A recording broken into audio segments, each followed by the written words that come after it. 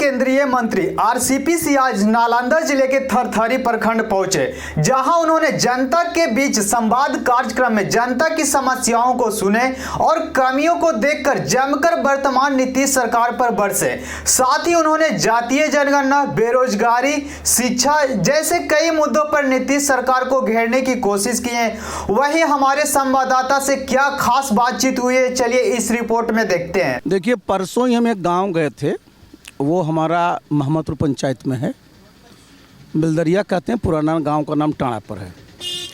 वो लोग यही बोला, जब हम बताए अपनी जाति के बारे में पूछ रहे थे, मैंने बताया उनको, तो कहा कि हमारे गांव में तो कोई आया ही नहीं। देखिए, हमारा दूसरा कहना है कि भाई आपने जो चीज़ भी कराया वो तो हो गया, लेकिन अब ज़रा बताइए कि आपने पूरे बिहार को बिल्कुल टुकड़े टुकड़े में जो बांट दिया 215 में, और आप कहते हैं बड़ा साइंटिफिक डाटा और सब मिल गया, तो आप ज़रा बताइए ना जी कि बिहार में कैसे लोगों की आमदनी बढ़ेगी, प्रति व्यक्ति आय कैसे बढ़ेगा, यहाँ उद्योग धंधे कैसे लगेंगे, शहरीकरण कैसे बढ़ेगा जिससे लोगों को रोज़गार मिलेगा। ये ना बताइए नीतीश बाबू, इस पर तो कोई चर्चा ही नहीं है और ये चर्चा करेंगे भी नहीं। देखिए, इनका क्या मुख्य उद्देश्य क्या है, इस तरह काम इसलिए करते रहते हैं कि जनता का ध्यान भटकाना है।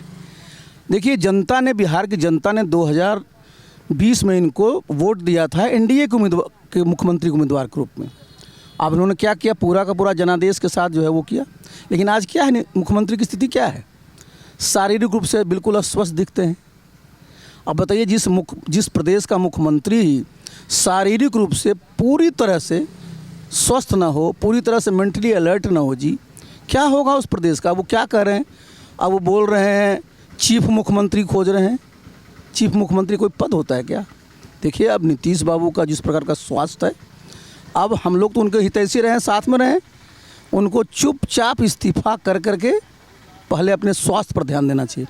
और उनके आसपास जितने लोग हैं ना, भुंजा पार्टी वाले जो सिर्फ अपना जो है रोटी सेक रहे हैं, उनको भी थोड़ा ये सोचना चाहिए कि जब उनके नेता की तबीयत खराब दिख रही है, स्वास्थ्य इस प्रकार का दिख रहा है, तो पहले उनका इलाज न कराइए जी।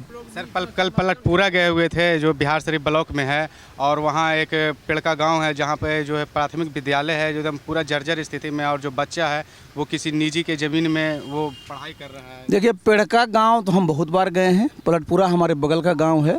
ये तो आप एक गाँव का बोले ना, अगर आप बिहार में घूमिएगा तो मैंने बताया कि जो मुख्य मुद्दा है भाई, बिहार में शिक्षा के पर मुख्यमंत्री जी बजट में 40,500 करोड़ रुपया खर्च कर रहे हैं। तो 40,500 करोड़ रुपया खर्च कर रहे हैं, तो शिक्षा की गुणवत्ता का हाल देख लीजिए। अभी भी हर एक गांव में जो स्कूल है, बच्चे सरकारी स्कूल में जो पढ़ते हैं, उनको सब लोगों को ट्यूशन पढ़ना पड़ता है, कोचिंग में जाना पड़ता है। जो ग्रामीण लोग हैं, उनके परिवार के लोग हैं, उनको खर्च करने पड़ते हैं, तब जाकर के बच्चे पास होते हैं। तो देखिए, इस पूरे चीज़ पर सोचने की बात, लेकिन चूँकि इतने लंबे समय से वो सत्ता में है ना, कि जो मुख्य मुद्दे हैं उन पर अब सोचने का उन पर समय नहीं रह गया।